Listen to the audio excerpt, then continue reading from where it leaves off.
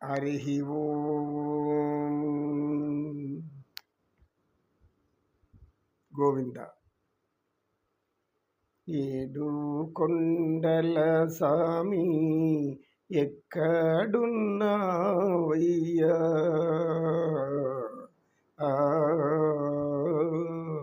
ఏడు కొండల స్వామి ఎక్కడున్నావయ్యా,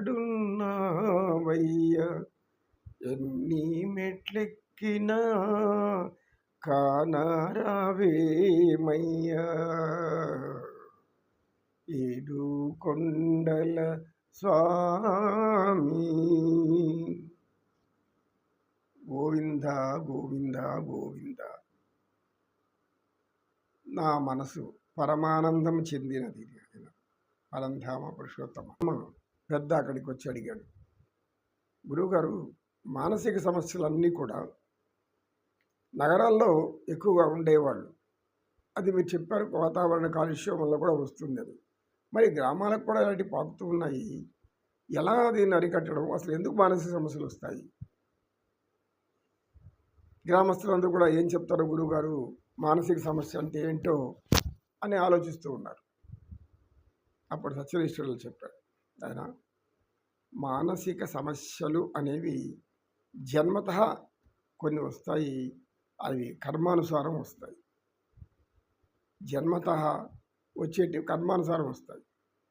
బాగుంటారు, కొంత వయసు వరకు ఆనందంగా ఉంటారు, ప్రశాంతంగా ఉంటారు, మన ముందర అందరూ బాగానే కనబడుతూ ఉంటారు.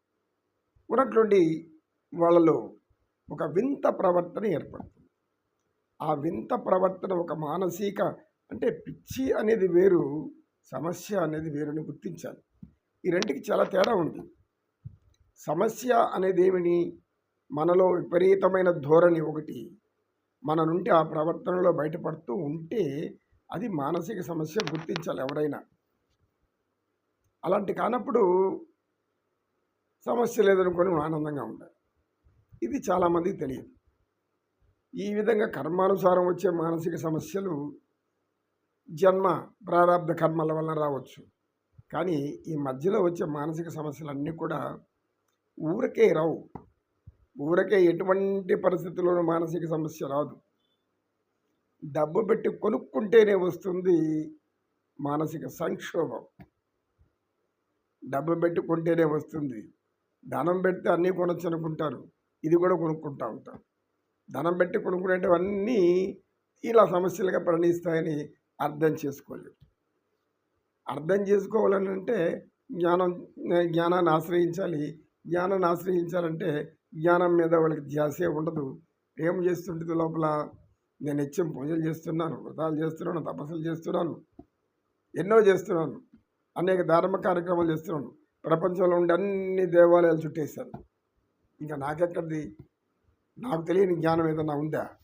నాకు తెలియని జ్ఞానం అంటే ఏదైనా ఉంటే కదా అనే రీతిలో ఉంటారు. సరే, ఏదేమైనా మనకు మానసిక సమస్య అనేది మనకే మనం కల్పించుకునేటటువంటి ప్రాప్తాన్ని అనుసరించి జీవితం ఇచ్చి ఉంటాడు.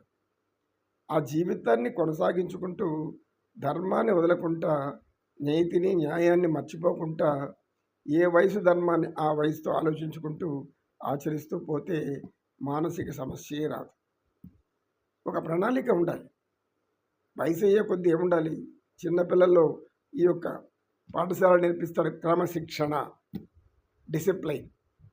ఆ డిసిప్లైన్ ఏం చేస్తుంది? వాళ్ళ ఒక గొప్ప రాతిని శిల్పంగా మారుస్తుంది, ఆనందం అవుతుంది.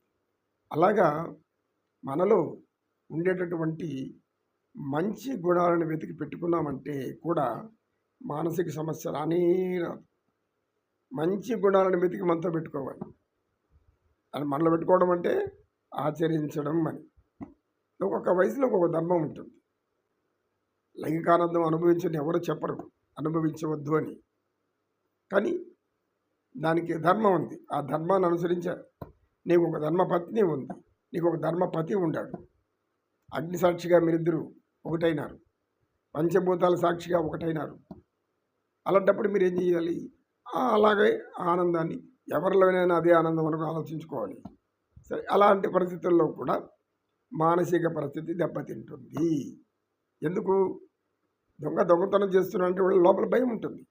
అయ్యో ఎవరైనా చూస్తారేమో, ఎవరైనా పట్టుకుంటాడేమో, ఎవడన్నా వస్తాడేమో, లోపల అనేకమైనటువంటి ఆలోచనలు గజిబిజి గందరగోళంలో పడిపోయి వాడు ఏం చేస్తాడు, ఎవరైనా వస్తారా ఎవరైనా చూస్తారా అనేది ఒక 2 నిమిషాలు చేసిన పనిని ఒక 10-15 నిమిషాలు చేసుకుంటూ ఉంటాడు. చూడనే చూసేవాళ్ళు చూస్తారో, ఎవరో పట్టుకునే వాళ్ళు పట్టుకుంటారు. ఏదో వాడి సమయం బాగుంది, టైం బాగుంది కాబట్టి కర్మకు తప్పించుకోవచ్చు.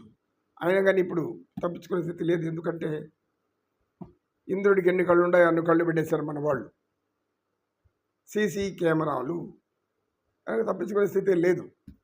ఎక్కడో ఒకటి రెండు తప్పితే కనుక తప్పు చేయకూడదు, పాపం చేయకూడదు అనే ఆలోచనలు, చెడు పనులు చేయకూడదనే ఆలోచనలు ఎంతమందికి మనసులో ఉంటే అంత ప్రశాంతమైన జీవితం ఇంకేది ఉండదు. మనసుకు సంబంధించినటువంటి రోగం రానే రాదు. మనసుకి రోగం రాకపోతే శరీరానికి కూడా రోగం రానే రాదు. దైవ చింతనలో గణపతి మన పూర్వీకులు మనకు నేర్పేటివి ఉన్నాయి. రామాలయాల్లో భజన చేసుకోవడం, కృష్ణాలయాల్లో పరమాత్మని గానం వినడం, పరమాత్మని కీర్తించడం, ఈశ్వరాలయంలో పరమేశ్వరుని ధ్యానించడం, తపోదీక్షలో ఉండడం, పరమేశ్వర తత్వాన్ని మనం తెలుసుకోవడం, ఈశ్వరుడు ఆ శివలింగాన్ని చూసింతనే మనకు మహానందం, బ్రహ్మానందం, పరమానందం. ఆ శివలింగం యొక్క మహిమ అంతా ఇంత కాదు. ఇలా అనేక రూపాల్లో భగవంతుడు ఉన్నాడు. దేవతా రూపంలో ఆదిశక్తి, అమ్మవారి రూపాలు, ఇన్ని దేవతలు ఉన్నారు. వాళ్ళను పూజించి, వాళ్ళని ధ్యానించి, వాళ్ళని లోపల నిలుపుకొని ఉంటే ఏ సమస్య రాదు.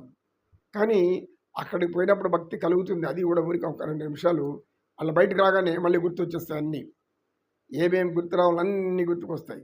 నీకేమేమి ఆ చెడు అలవాట్లు ఉన్నాయో, ఏమేమి చెడు ఆలోచనలు ఉన్నాయో నీ అన్నీ కూడా గుర్తొచ్చి రమ్మంటాయి. దా రా రా వచ్చి నన్ను అనుభవించు, లేకపోతే నీ కర్మ నేను వదలను అంటుంది, పీడిస్తుంది లోపల. ఇంకేం చేయాలి, వెంటనే పోవాలి. మద్యపానాన్ని పోయి మద్య సేవించడము, అది కాదు ఇంకేదో గంజాయి, మత్తు, అది అనేక రకాల అవి ఇంకా ఇంకా వేరే వేరే ఉంటాయి. హింసించడం, మానవులు హింసించకపోతే వాళ్ళు జీవించలేరు. తెల్లారు లేచింది మొదలు సాయంత్రం లోపల ఏ కొంతమందిని హింసించాలి. ఎలా హింసించాలి? ఆలోచనలతో హింసించవచ్చు, మాటలతో హింసించవచ్చు, చేతలతో కూడా హింసించవచ్చు. చేతలతో హింస ఏదో 2 దెబ్బలు కొట్టేసేసి పోతూ ఉండొచ్చు, అది వేరే విషయం. కానీ ఈ మాటలతో చెప్పే హింస మాత్రం అది కంసుడి కన్నా చాలా ఘోరమైంది. కంసుడి హింస కన్నా భయంకరమైంది ఈ మానసిక స్థితి సరిలేని వాళ్ళు మాట్లాడే మాటలు. వాళ్ళకి ఏం మాట్లాడుతున్నామో, ఏం చెప్తున్నామో, ఎక్కడ మాట్లాడుతున్నామో, ఎవరితో మాట్లాడుతున్నామో ఇవన్నీ ఏమి గుర్తుండవు. నోరు తెరిస్తే అబద్ధాలు, నోరు తెరిస్తే బూతు మాటలు, భూత పురాణాలు, అసత్య పురాణాలు, ఇవి కూడా పురాణాలే. కానీ ఇది వ్యాస భగవానుడు రాయలేదు, మన్నించాలి. ఇది మనం కల్పించుకునే పురాణాలు ఇవన్నీ. ఏ పురాణాలు? చెడు ఆలోచనలు చెడు పురాణం, దుర్మార్గ ఆలోచన దుర్మార్గ పురాణం, ఎవరెవరిని ఎట్లా నాశనం చేయాలో నాశన పురాణం, ఎవరైనా మానం, ఇలా అనేక పురాణాలు సృష్టించుకొని ఉండటం వలన మానసిక స్థితి చెడిపోతుంది ఆయన. అంటే మానసిక సమతుల్యత వెళ్ళిపోతుంది.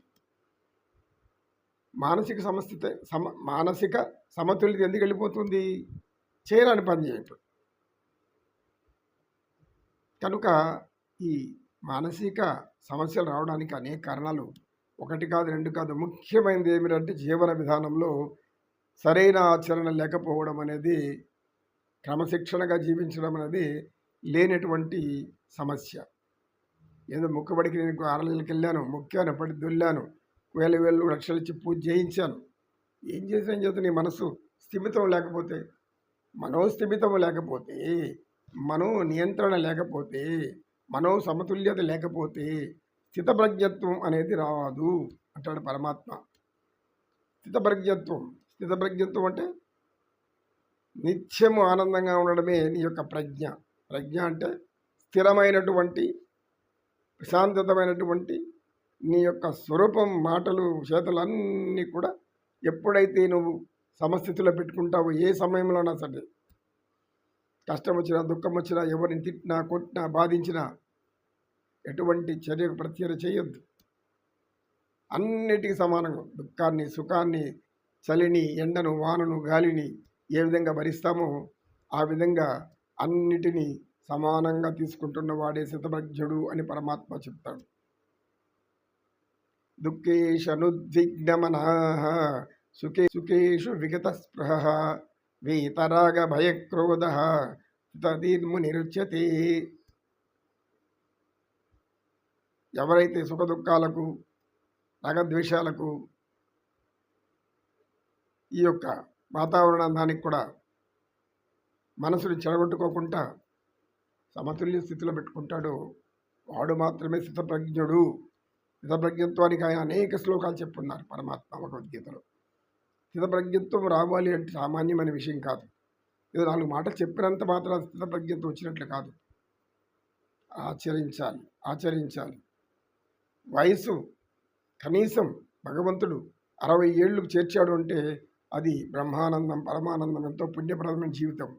అక్కడ నుంచైనా సరే మనం మారి భగవంతుని మార్గంలో వెళ్ళి ఆయన ఏం చెప్తున్నాడు, ఏమంటున్నాడు, ఏం వింటున్నాము, మనము దాన్ని ఎందుకు వింటున్నాము? కాలక్షేపానికి కాదు వినేదంతా. కాలక్షేపానికైతే ఎక్కడో దగ్గర అనేక రకాలైనటువంటి ఈ ప్రోగ్రాములు ఉన్నాయి. ప్రోగ్రాములు అంటే అనేక రకాల నాటకాలు అవి ఆడడం, రికార్డ్ డ్యాన్సులని, అదని ఇదని, క్లబ్బులని, ఏవో రకరకాలైనటువంటి పబ్బులని, గుబ్బులని, గబ్బలని, ఏదో గబ్బులాయలు ఏవేవో వచ్చేస్తాయి. అక్కడికి గబ్బిలాయలు వస్తాయి. ఇంకా అదే కాకుండా వాళ్ళని పిశాచాలు బట్టి ఊగుతున్నట్లు ఊగుతారు. పిశాచాలు మరిగా భూత ప్రేత పిశాచాలు ఎట్లా ఊగుతారో ఆ విధంగా ఊగి ఆ ఆనందంలో మునిగి తేలుతారు. ఆ ఆనందానికి వెళ్ళిపోవచ్చు. దైవానందం ఇది కాదు. దైవానందం కావాల్సిన దానికి భక్తి, జ్ఞానం, పవిత్రత, పరమానందం, మనసుని స్థిరంగా ఉంచుకోవడం, మనసులో ఎటువంటి అలలు రాకుండా ఉండడం, ఎవరు ఎన్ని చేసినా దూషించకూడదు, ద్వేషించకూడదు, మనోనిబ్బరం ఉండాలి.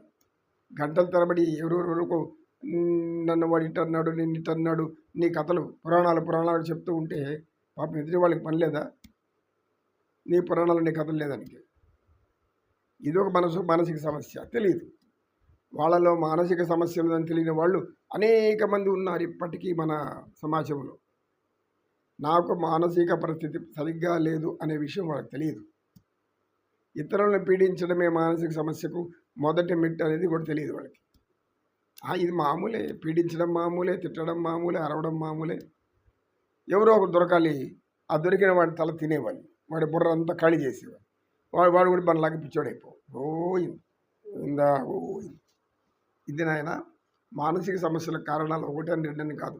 మనం డబ్బిచ్చుకునేటటువంటివే సమస్యలు. అక్రమమైనటువంటి సంబంధాలు, అక్రమమైన సంబంధాలు ఎక్కువ మనసుని చెడగొడతాయి.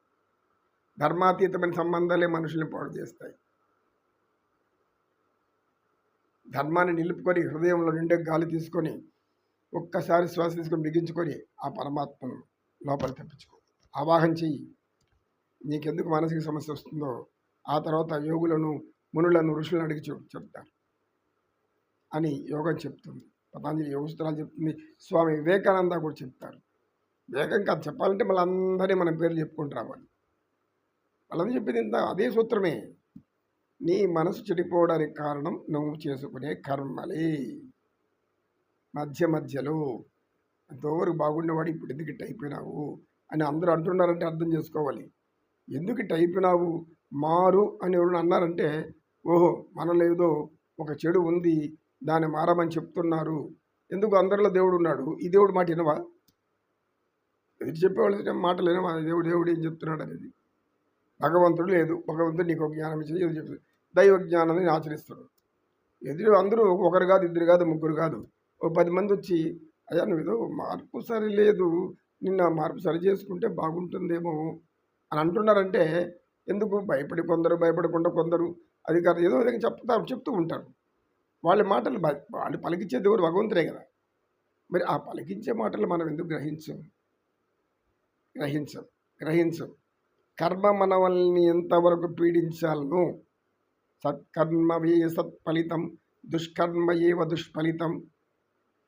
ఏనాటి కర్మ మరునాడే, ఏ చోటి కర్మ అచ్చోటే, అనుభవించి తీరాలి ఇదే కర్మజ్ఞానం. మౌనమ గోవింద. ఇలాంటి బ్రహ్మాండ నాయక, ఆనంద నిలయ పరపరిక, ఆనంద నిలయ పరపరిపాలక, పాహిమాం పాహి.